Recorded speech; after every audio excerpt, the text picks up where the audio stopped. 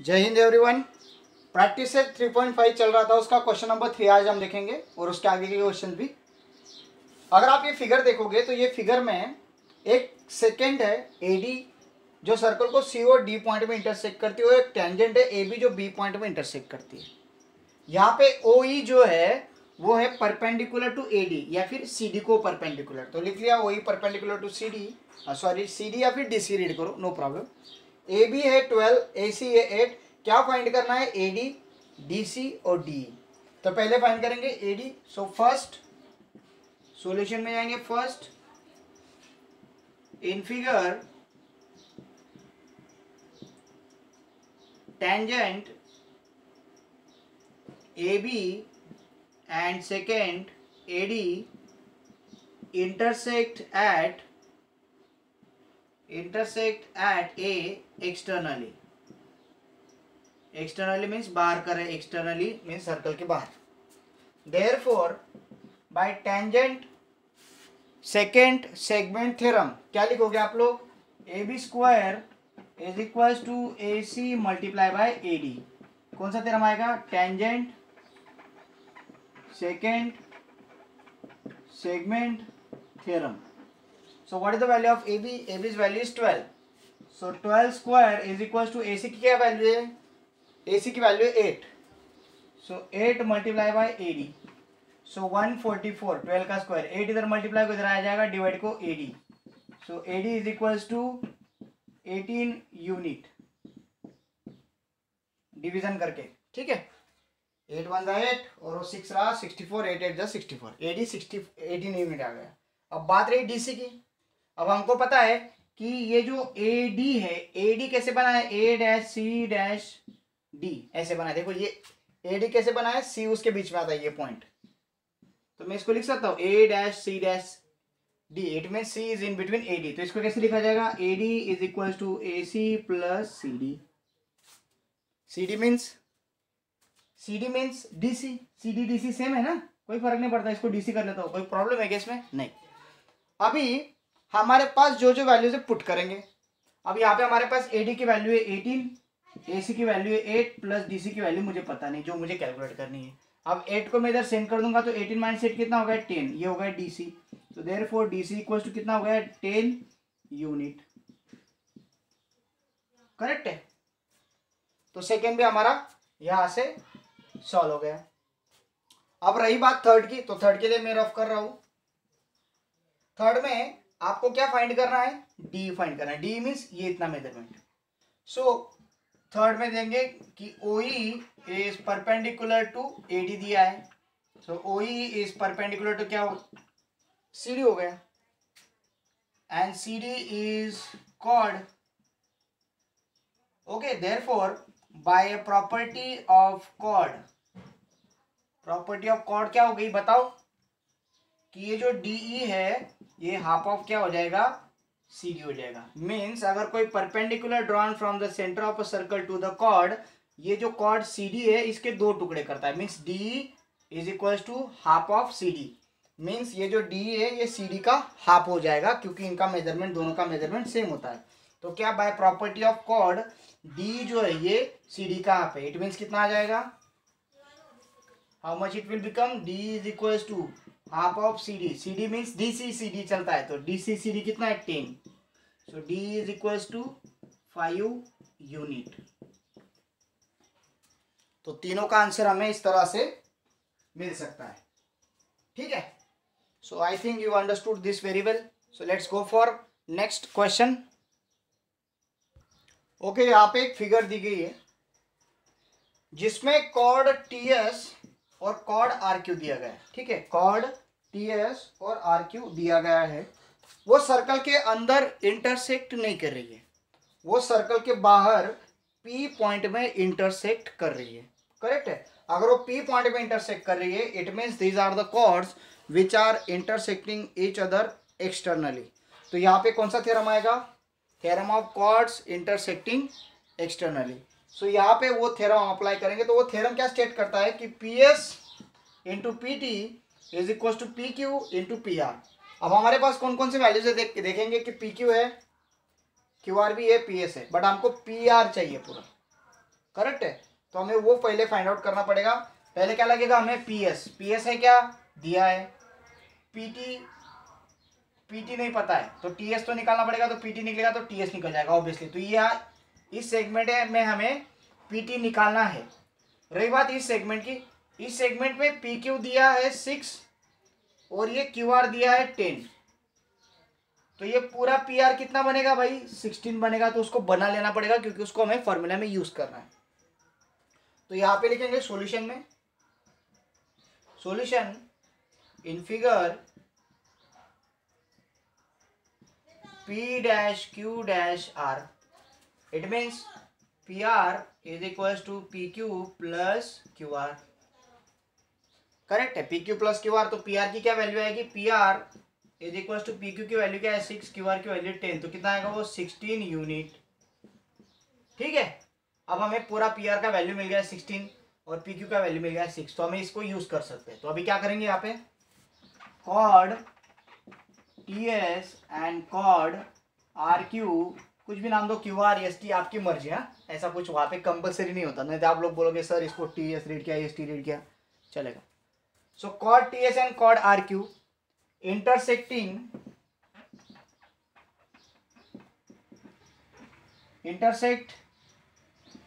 at point P in the exterior of circle,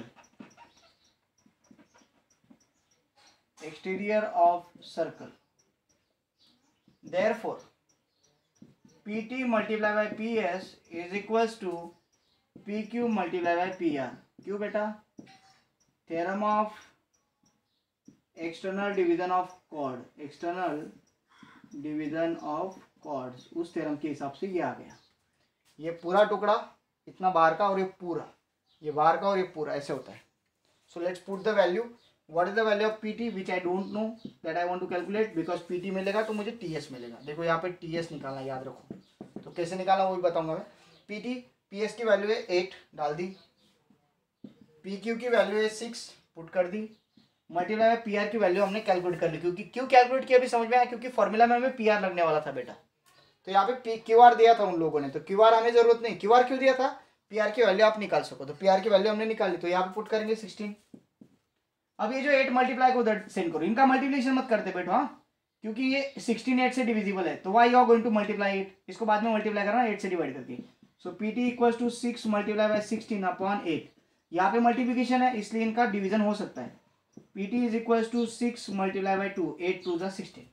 अगर यहाँ पे मल्टीप्लिकेशन का साइन है तो नीचे का नंबर ऊपर किसी भी नंबर को मल्टीप्लाई कर सकता है। अगर प्लस का साइन है तो वहाँ पे पॉसिबल नहीं होता, नहीं तो वहाँ पे भी कर दोगे। ठीक है, सो पीटी इक्वल्स टू क्या आ जाएगा, 12 यूनिट। पीटी 12 यूनिट मिल गया, बट मुझे क्या चाहिए, टीएस चाहिए। तो मैं यहाँ पे लिखूंगा ये जो पीटी ये कैसे बना है, P dash S dash T। तो पीटी इक्वल्स टू क्या आएगा, PS प्लस ST। अभी जो जो वैल्यू से डालो, ST मीन्स क्या है, TS। इसको मैं TS लिख लेता हूँ, ST को। इसको आपको कंफ्यूज करने के लिए ऐसा दिया जाएगा ST TS। ओके, सो पीटी की वैल्यू है 12 जो यहाँ से मैंने ले ली, PS की वैल्यू है 8 जो यहाँ से मैंने ले ली, और प्लस TS। तो TS कैसे मिलेगा, 8 इधर आ जाएगा। 12 माइनस 8 कितना हुआ, 4। So TS is equals to 4 unit. तो आपको देयरफॉर करके ठीक से लिखना है, TS equals to 4 unit. So hope you understood this. This is question number 4। ठीक है, नंबर डालना रह गया था। सो यहाँ पे इस तरह के फॉर्मूले आपको 3 यूज करना है, इंटरनल, एक्सटर्नल या फिर टैंजेंट सेकंड सेगमेंट थ्योरम। ये तीनों का यूज है इसमें। So shall we go for next. Yes, ये जो एग्जांपल है क्वेश्चन नंबर 5, ये VVIMP वेरी वेरी इंपॉर्टेंट है, बहुत बार बोर्ड में पूछा गया है। तो आपको इसको अगर नहीं जम रहा है तो 4-5 बार प्रैक्टिस कर लो, ताकि आपको इसका फ्लो समझ में आ जाए कि थोड़ा सा अलग है इसका फ्लो। क्योंकि ये डायरेक्टली स्ट्रेट फॉरवर्ड इसका आंसर नहीं, थोड़ा घुमा फिरा के कॉम्प्लेक्स आंसर है। कैसे करना है देखेंगे, थोड़ा सा समझ लो इसको, बहुत ईजी है अगर आप लोग थोड़ा सा ध्यान देके समझोगे तो। सो यहाँ पे in figure, okay, in circle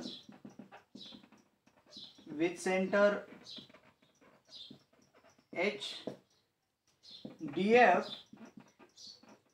tangent at F, and HF is radius at F.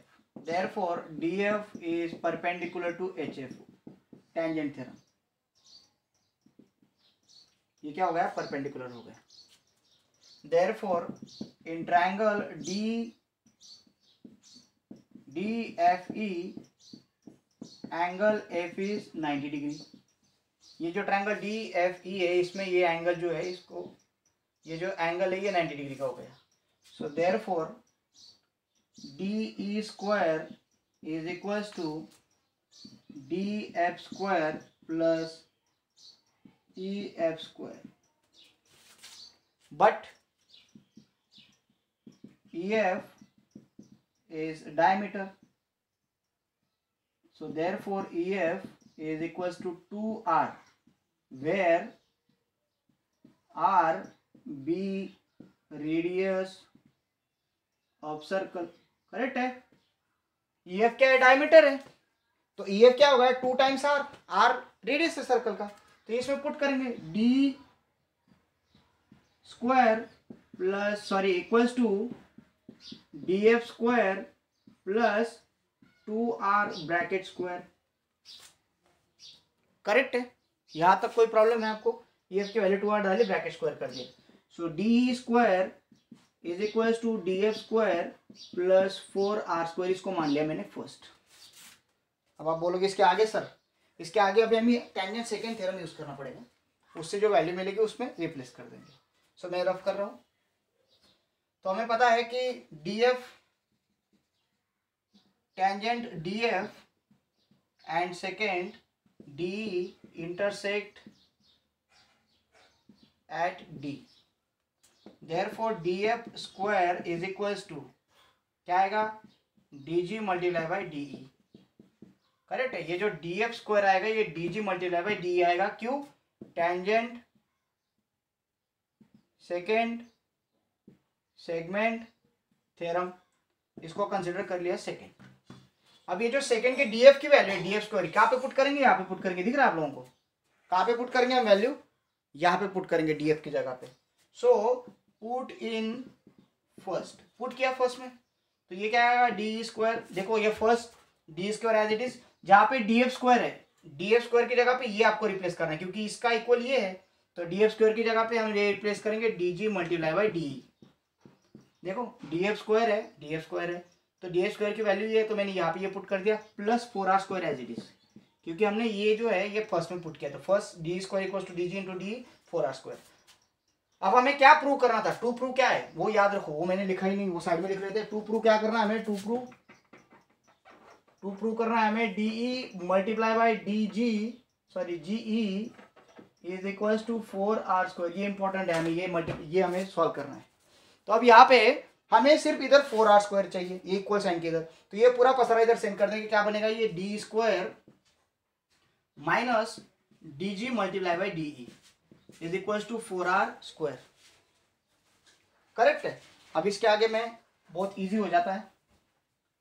अब अगर आप देखोगे तो यहाँ पे D स्क्वायर है, यहाँ पे भी DE है, और ये माइनस है, ये एक टर्म है, ये दूसरी टर्म है, ये दोनों टर्म में से मैं क्या कॉमन निकाल सकता हूँ, DE कॉमन निकल सकता हूँ। देखिए यहाँ से DE कॉमन जाएगा, तो क्या बचेगा, DE अंदर क्या बचेगा, यहाँ से अगर D गया तो क्या बचेगा, D बच जाएगा सिर्फ, माइनस यहाँ से अगर D गया तो क्या बचेगा, DG बचेगा, is equal to 4R square. देखो कैसे किया मैंने, ये D स्क्वायर है, D स्क्वायर में से D कॉमन निकाला तो क्या बच गया, D, और ये पूरे इसमें से D अगर कॉमन निकाला तो क्या बचेगा, DG, तो D अगर कॉमन निकाला तो पहले टर्म में बचेगा D, और DG इंटू D था तो D तो कॉमन आ गया। अब ये बोलो कि D में से, ये पूरे D में से DG चला गया, थोड़ा सा ध्यान दो, ये पूरा DE है, दिख रहा है आपको, D में से DG माइनस हो गया, मीन से मिट गया, तो क्या बचेगा भाई, सिर्फ G बचेगा, दिख रहा है आपको, ये पूरा D है, D में से DE में से अगर DG चला जाए तो क्या बचेगा, सिर्फ GE बचेगा, तो D माइनस DG, तो क्या बचेगा, सिर्फ GE बचेगा, equals to 4R square, hence prove. Pythagoras tangent, replace value in Pythagoras, send opposite side, take common, subtraction लिखो क्या है, क्या कौन सी सेगमेंट बनती है, दो सेगमेंट का सब्ट्रैक्शन करके final answer. Very very IMP, बहुत बार पूछा गया है, रिपीट करके देख लो। Thank you, have a great day. यहाँ पे 3.5 मीन सारे प्रैक्टिस सेट खत्म होते हैं सर्कल के। प्रॉब्लम सेट देखते हैं उसका क्या करना, लेट अस डिस्कस आफ्टरवर्ड्स। क्योंकि मुझे ऐसा लगता है कि प्रॉब्लम सेट अगर रेगुलर में सिखाऊंगा तो अच्छा है, but let me think, you suggest me. Thank you.